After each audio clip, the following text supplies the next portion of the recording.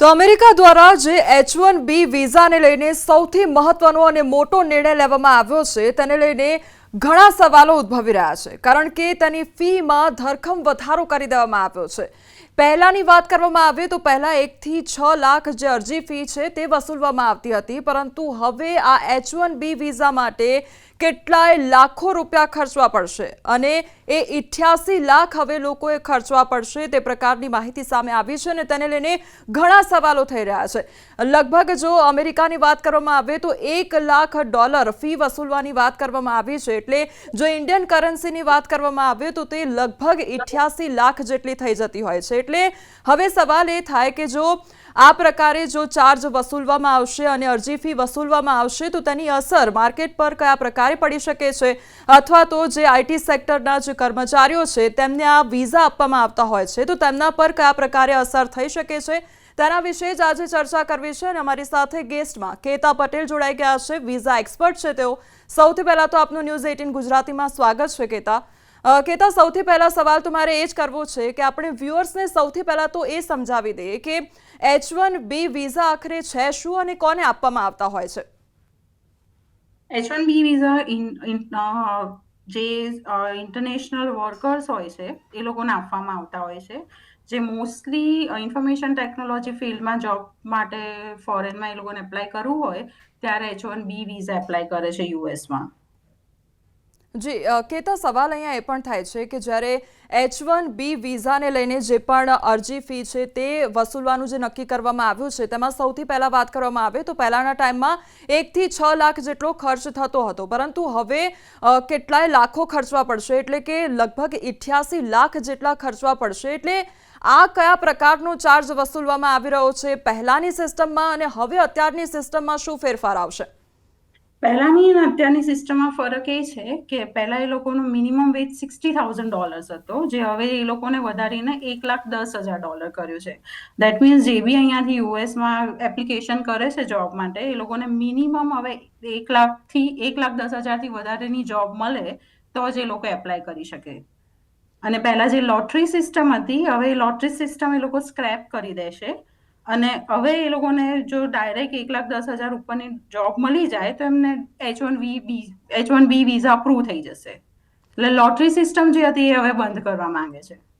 જી કેતા, એટલે મારે એ પણ સમજવું છે કે આપ જે પ્રમાણે જોબ પ્રોફાઇલ અને જોબની જે સેલરી વિશે વાત કરી રહ્યા છો, પરંતુ અહીંયા અરજી ફી જે છે તેની વાત થઈ રહી છે કે તે લગભગ 88 લાખ જેટલી આપવાની રહેશે। એટલે કે જો કોઈ કંપની ત્યાંની છે તેને કોઈ એવો પરફેક્ટ કોઈ ક્રાઇટેરિયા હોય છે તેના માટે કર્મચારી જોઈતો હોય છે, ત્યારે એ લોકો દ્વારા એ ગવર્મેન્ટને અરજી કરતા હોય છે, તેની ફાઇલ કરતા હોય છે અને પછી તે ફીઝ હોય છે તે ચૂકવતા હોય છે। પરંતુ હવે જો આ $1 લાખ ચૂકવવા પડે તો પછી તે ભારતીય કર્મચારી અથવા તો વિદેશી કર્મચારીને શું કામ લેશે તે સવાલ થઈ જાય છે અહીંયા।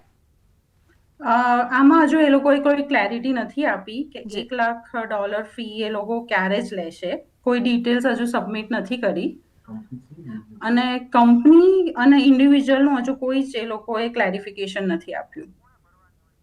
જી કેતા, એટલે સવાલ અહીંયા એ જ થઈ રહ્યો છે કે કન્ફ્યુઝન ઘણું બધું છે કારણ કે આ પ્રકારે મહત્વનો મોટો નિર્ણય લેવામાં આવ્યો છે, તો અહીંયા સવાલ એ જ થાય છે કે આખરે આ ચાર્જ કોને ભરવાનો હોય છે, અથવા તો આવનારા સમયમાં જો કોઈ પણ પ્રકારનો એવો નિર્ણય લેવામાં આવે છે તો કયા પ્રકારે પછી આ બધા નિર્ણયો લેવામાં આવશે? ચાર્જ જે H1B વિઝા જેને એપ્લિકેશન કરવાની છે એને પે કરવાનો આવે છે અને પછી એ કંપની અને એમ્પ્લોય વચ્ચેની જે બી ટર્મ્સ હોય, વર્કિંગ ટર્મ્સ એની ઉપર ડિપેન્ડ કરશે અને હજુ એની બી કોઈ ક્લેરિટી નથી। 21 સપ્ટેમ્બરથી એ લોકો આ ઇમ્પ્લિમેન્ટ કરશે ત્યારે જ બધું ખબર પડશે। જી કેતા, એટલે અત્યારે હજુ પણ જો અને તોની સંભાવના ઉપર આપણે ચર્ચા કરી રહ્યા છીએ, ત્યારે મારે એને લઈને જ સવાલો કરવા છે કે જો આ ચાર્જ વસૂલવામાં આવે છે અથવા તો આ પ્રકારે નિર્ણય લેવામાં આવે છે તો પછી આવનારા સમયમાં કયા પ્રકારે તેની ઇફેક્ટ સર્જાઈ શકે છે, ખાસ કરીને અમેરિકાની વાત કરીએ સૌથી પહેલા તો અમેરિકામાં કયા પ્રકારે આગામી સમયમાં પરિવર્તનો જોવા મળી શકે છે આ નિર્ણયથી? આગામી પરિવર્તનમાં એવું છે કે એ લોકોને ત્યાંના જે ડોમેસ્ટિક એમ્પ્લોઈઝ છે એ લોકોને ઓપોર્ચ્યુનિટીઝ વધારે આપવી છે, જેની માટે જે મિનિમમ વર્ક લેબરનો જે કોન્ટ્રાક્ટ છે એ લોકોને ઓછો કરવો છે। જે ફોરેનમાંથી કોઈ બી કન્ટ્રીમાંથી, નોટ ઇન ઇન્ડિયા, કોઈ બી કન્ટ્રીમાંથી જે લેબરર્સ આવે છે એમને વેજ વધારે મળે અને ડોમેસ્ટિક એમ્પ્લોઈઝને વેજ ઓછો મળે છે, એ વસ્તુ એમને સ્ક્રેપ કરવી છે. કેતા એટલે એ લોકોનો સૌથી મોટો આશય એ છે કે જે લોકલ પબ્લિક છે, ત્યાંના જે લોકો છે, એમને સૌથી પહેલું કામ મળે અને પ્રેફરન્સ ત્યારબાદ આપવો છે. બીજા લોકોને હા, ઓપોર્ચ્યુનિટી આપવામાં આવે. જી.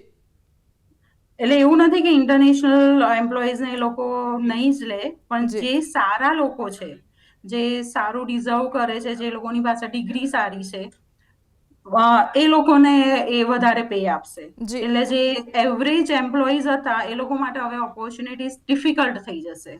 જી કેતા એટલે આપે જે વાત કરી ને કે સારા એમ્પ્લોયી અને જે જરૂર હશે એમને જ લેવામાં આવશે, એટલે સવાલ હા, એના ઉપર પણ આવી જાય કે એવું પણ કહેવામાં આવ્યું છે કે જે H1B વિઝા છે તેનો દુરુપયોગ સૌથી વધારે થતો હોય છે ને એટલા માટે આ પ્રકારનો નિર્ણય લેવામાં આવ્યો છે. એટલે આપ એક વિઝા એક્સપર્ટ છો એટલે આપને ખાસ ખબર હશે કે આ કયા પ્રકારે કામ કરતું હોય છે.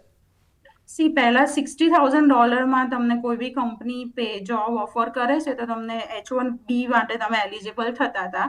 જે લિમિટ હવે એમણે વધારીને 1,10,000 થી $1,50,000 કરી દીધી. તો જે અપલિફમેન્ટ આવ્યું છે જોબ ઓપોર્ચ્યુનિટીઝમાં, એના લીધે જે એવરેજ એમ્પ્લોઈઝ હશે એ લોકોને આમાં થોડુંક બેક ઓફ લેવું પડશે. જી અને જે ઓલરેડી અહીંયા બી સારી જોબ કરતા હશે, જેનો પોર્ટફોલિયો સારો હશે કે પ્રોફાઇલ સારી હશે, એ લોકોને ચાન્સીસ વધી જશે ત્યાં આગળ જોબ મળવાના, અને ડાયરેક્ટ ચાન્સીસ થઈ જશે.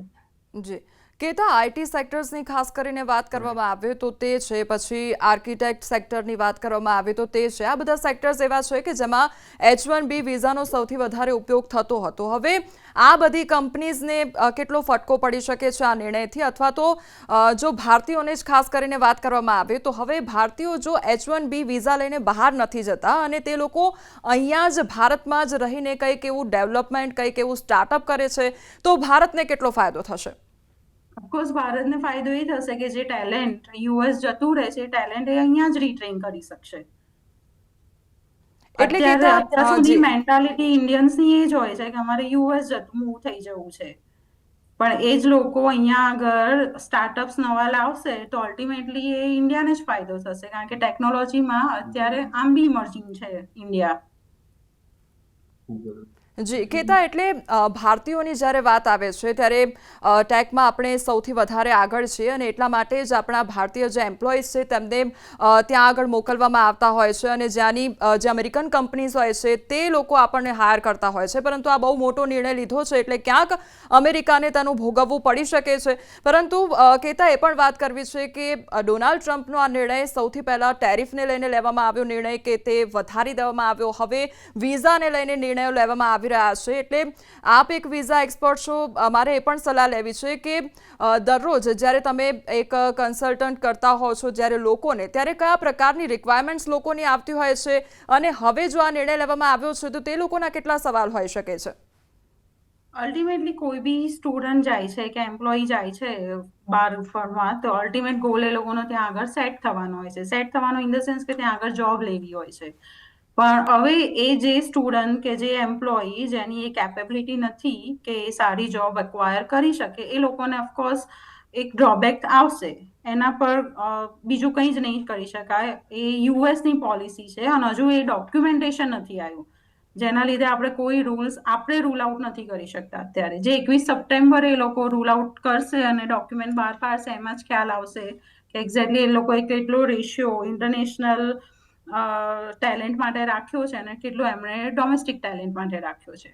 જી કેતા આપને એક છેલ્લો સવાલ એ કરવો છે કે H1B વિઝાની અત્યારની જે નિર્ણયની વાત થઈ રહી છે, હજુ પણ જો તોની સંભાવના છે, પરંતુ જે લોકોને H1B વિઝા આપવામાં આવ્યા છે એટલે કે પહેલેથી જે લોકો લઈને બેઠા છે, 3 વર્ષ જેવો તેનો સમયગાળો હોય છે અને પછી આગળ જતાં એક્સટેન્ડ પણ થઈ જતું હોય છે, પણ જો જે લોકોને આપવામાં આવ્યા છે તેમાં હવે શું એક્સટેન્શન આપવામાં આવશે ખરી, અથવા તો જો કેન્સલ કરવામાં આવે છે તો શું તે લોકોને ભારત પરત ફરવું પડશે? જો કેન્સલ કરવામાં આવશે તો એ સીધી વસ્તુ છે કે એ લોકોને ભારત પરત જ કરવું પડશે. અને જો મિનિમમ વેજ એમનો 60,000 નીચે કે 1,10,000 નીચે હશે તો ઓબ્વિયસલી એ લોકોને રિટર્ન થવું પડશે, પણ એની બી કોઈ ક્લેરિટી હજુ નથી. જી કેતાબેન, આપ અમારી સાથે જોડાયા તે બદલ આપનો આભાર. Thank you so much. તો અમેરિકા દ્વારા જે આ સૌથી મહત્વનો નિર્ણય લેવામાં આવ્યો છે H1B વિઝા માટે જે પણ અરજી કરવામાં આવશે તેમાં હવે ₹88 લાખ જેટલો હવે ખર્ચ કરવો પડશે, ફી વસૂલવામાં આવશે. હવે આ નિર્ણયથી ભારત અને અમેરિકા પર કયા પ્રકારની અસર વર્તાય છે તે જોવું રહ્યું.